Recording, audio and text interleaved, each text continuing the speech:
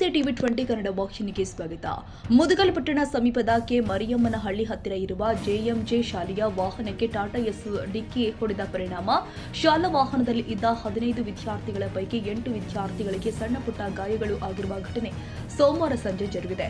ಶಾಲಾ ಅವಧಿ ಮುಗಿದ ನಂತರ ಕೆ ಮರಿಯಮ್ಮನಹಳ್ಳಿಯಿಂದ ಮುದಗಲ್ ಪಟ್ಟಣಕ್ಕೆ ಜೆಎಂಜೆ ಆಂಗ್ಲ ಮಾಧ್ಯಮ ಶಾಲೆಯ ಮಕ್ಕಳನ್ನ ಮುದಗಲ್ಗೆ ಬಿಡಲು ಬರ್ತಾ ಇದ್ದ ಶಾಲಾ ವಾಹನಕ್ಕೆ ಟಾಟಾ ಎಸ್ ವಾಹನ ಡಿಕ್ಕಿ ಹೊಡೆದಿದ್ದು ಶಾಲಾ ಮಕ್ಕಳಿಗೆ ತೀವ್ರ ಸ್ವರೂಪದ ಗಾಯಗಳಾಗಿದೆ.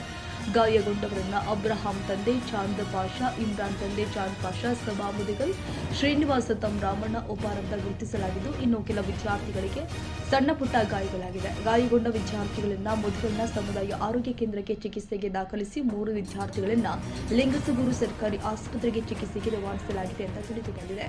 ಬಸವರಾಜ ಹೂನೂರು, ಟಿವಿ 20 ಕನ್ನಡ, ಲಿಂಗಸಗೂರು.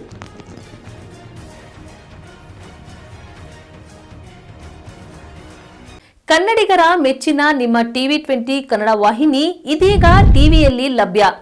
ಕರ್ನಾಟಕ ಮತ್ತು ದೇಶ ವಿದೇಶದ 360 ಡಿಗ್ರಿ ಸುದ್ದಿ ವಿವರವನ್ನ ಪಡೆಯುವುದಕ್ಕೆ ಟಿವಿ 20 ವಾಹಿನಿಯನ್ನು ಲೈಕ್ ಮಾಡಿ, ವಿಡಿಯೋಗಳನ್ನು ಶೇರ್ ಮಾಡಿ, ಕಮೆಂಟ್ ಮಾಡಿ, ಸಬ್ಸ್ಕ್ರೈಬ್ ಮಾಡಿ.